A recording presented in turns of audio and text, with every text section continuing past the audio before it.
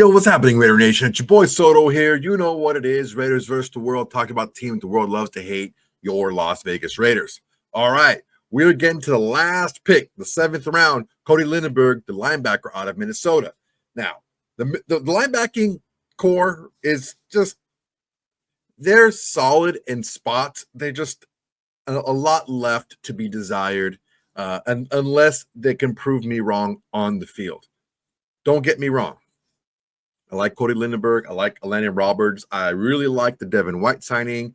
I'm very intrigued by the Jalen Smith signing back after a year gone. You know, Jalen Walker is a guy that I had kind of a sleepy eye on as a UDFA. You know, there's always, there's Bernie and Eichenberg, Michael Barrett. I mean, there's a lot of guys. What we have to take a look at is this. What have these guys done in the league? The most accomplished, and I would say the most accomplished for the longest time, because as far as accomplishments, Devin White's won a Super Bowl. He was a captain on the defense and everything, but he's fallen off the last few years. Hopefully he brings back, some form. But it's Landon Roberts was a guy that, if not for the Steelers picking up Patrick Queen, he would still be the starting linebacker there. And 2 years ago, Landon Roberts was the leading tackler for the Steelers. So when he got the snaps, he produced. So I'm not too concerned. He is not a long-term solution, which is why getting a guy like Lindenburg is a big deal. When you have a draft like this last draft, where there's only a handful of like blue chip prospects, which is there was only like 3 or 4 really blue chip guys. Usually there's around 10-ish. And then you combine that with not being a ton of quarterbacks at the top of the draft. That's kind of a crapshoot. And what happens is people start making runs. Teams start making runs on different positions because they don't want to get left out in the cold, because either there's a huge drop off between the players that they see in the pocket to the next pocket of players, or teams like to move around because they don't see a lot of difference between players in this round to like 2 or 3 rounds down the road. So I get that there was a lot of maybe questionable decisions done by some teams and some players that were drafted really high, or players that were drafted a lot later than we would have suggested. I talked about certain positions. The main one I talked about a lot was the defensive line position, because I felt that there was a lot of talent there, and I feel we got great value for Tonka Hemingway in the 4th and for JJ Bucs in the 6th. But when all these guys start moving around, you get players that are left out in the cold kind of, and the linebacker really isn't a premium position unless you don't have one. Now, we have one right now. Hopefully Devin White can get back into form. We'll see what Jalen Smith has, but you want a young guy who can learn from your system, a guy that you like. That is just music to my ears when it comes to linebacker. We're going to see what Rhett Lewis and Bucky Brooks had to say about the Lindenburg pick. But before we do, we'll make sure everyone please like, comment, and subscribe to this video. It's an excellent way to support the channel. It's absolutely free to do. And it's the bare minimum you can do to support the channel, besides doing absolutely nothing and just watching the video. Okay, enough of that. Let's listen to Rhett Lewis and Bucky Brooks on Cody Lindenburg. All right, Raider Nation.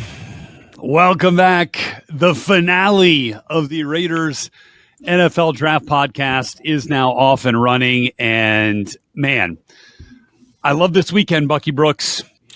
Yeah, no, for scouts and team builders, the draft is everything. The draft is their Super Bowl for your team. That's the ultimate. And so a lot of these guys are anxiously awaiting the silver and black to hit the grass. Look, it's a lot of fun, but yeah, that next step, that next phase that we're about to go to now that the draft is done, is really when scouts get excited to kind of see all of their hard work pay off. For sure.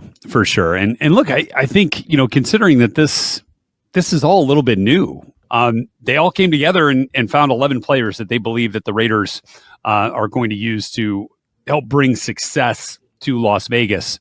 Finishing off the draft for the Raiders, the 11th pick of the draft, the 222nd overall, their only selection in the 7th round, a linebacker from Minnesota, Cody Lindenburg, who I got a chance to get to know a little bit back when I was, calling games for Big Ten Network. Mm-hmm. We did 2 Minnesota games, actually got to talk to Cody before one of the games. He's got a great athletic profile, man. He's a fun dude. He was actually a guy, like, he ran track when he was younger, played basketball. Like, he is a true Minnesota kid, played a bunch of sports. And then when he gets to Minnesota, they raved about him. About the type of player he was. He toggled kind of back and forth. Mike, Will, whatever they needed. They had some injuries at linebacker, so he flipped positions, and they didn't skip a beat. And that defense was pretty dang good. They used him a lot of different ways. And I think it's just another solid piece. Again, as he works his way, perhaps into that linebacker rotation, find his way onto the field on teams, if he can contribute there. I just think a high football IQ type of player that they're gonna like having in the building, in the room, and on the field. Depending on the role early on. Yeah, I mean, it's gonna be crazy. Like, just crazy to think about all of the things that kind of go on, and the game day experience is bananas. It should be a lot of fun. Yeah, but he is well equipped to kind of handle it. Yeah.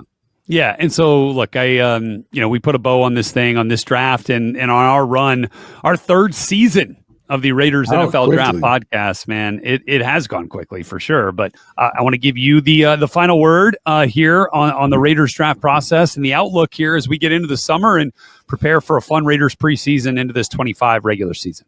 Rhett, I've never been more excited to watch Raiders football, given all the things that have taken place. Pete Carroll coming on board, John Spytek joining him to make sure that the team is built the right way in the vision that the coach sees fit. And then just the positivity around the organization. Having watched Pete Carroll from afar, having been to a bunch of seminars and things and watching him, he is the ultimate person in preaching positivity. I think that's a different approach for the Raiders. And for so long, it's about the other stuff. But this is about positivity, believing the message, getting people to play fast and physical, but have a lot of fun doing it. I'm optimistic, man. I've sipped on some of that Kool-Aid that Pete Carroll has been laying out there. It does taste good. And then when you look at John Spytek set them up for success with the players that came in, man, I'm just looking for the Raiders to make a quantum leap. Not saying they're going to playoffs, but I expect them to be a very, very competitive team this year in Pete Carroll's first season. Look, that's the goal. Like, try to compete with the Chiefs to win that division. Find yourself competing for a playoff spot, and then see where the chips fall. And compete is obviously a key word for this Raiders franchise now, with Pete Carroll leading the way. And now it's up to Pete and his staff to develop these players that we've been talking about and put them in the best position to succeed once we get to training camp, preseason, and then ultimately into the regular season. Yeah, so that was like a little bit of an overview of the draft in total. Not too much on Cody Lindenberg. I'll talk about him right now. Cody Lindenberg has a really good shot at making this team, and not just on special teams.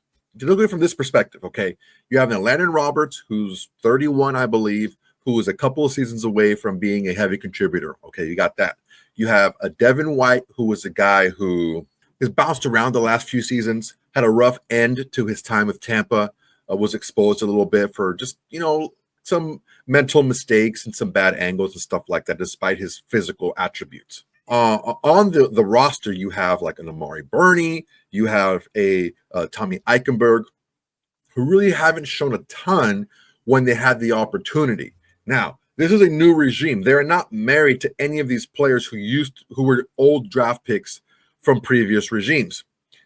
And despite watching all the tape that they're watching on the players on their team, front offices really do focus more on the draft picks, their guys coming in. So they've done a lot more homework on, let's say, the Cody Lindenbergs than they have on like Amari Burney and the Tommy Eichenbergs for this season. So any type of spark, any type of fire, any type of pop coming from Cody Lindenberg should push him ahead of some of these guys.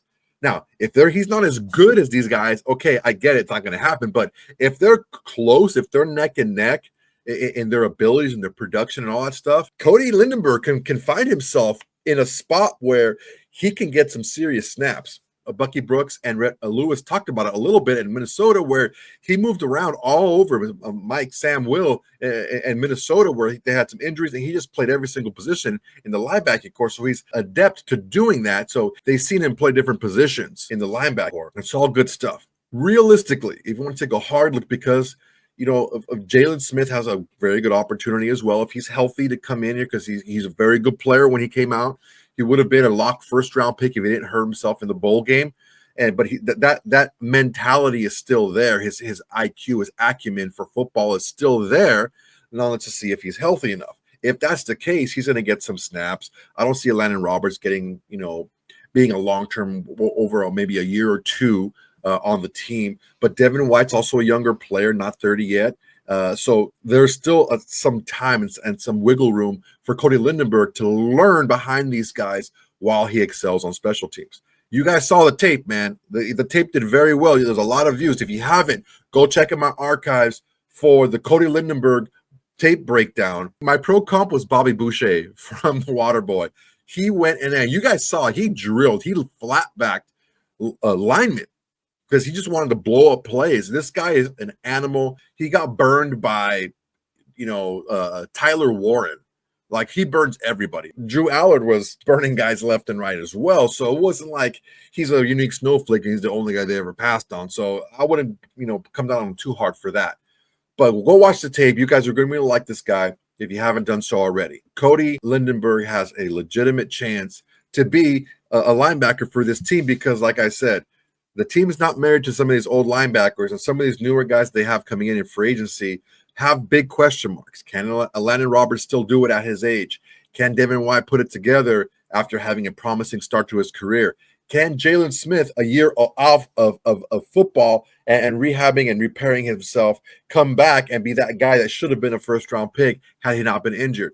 It's a really big possibility. And like I'm saying, if it's close, because Lindenburg is their guy, I can see him making the team and getting some serious snaps this season for this Raider defense. All right, guys, that's my time for today. Really appreciate you guys watching. Go ahead and like, comment, and subscribe to this video. It's an excellent way to support the channel. It's absolutely free.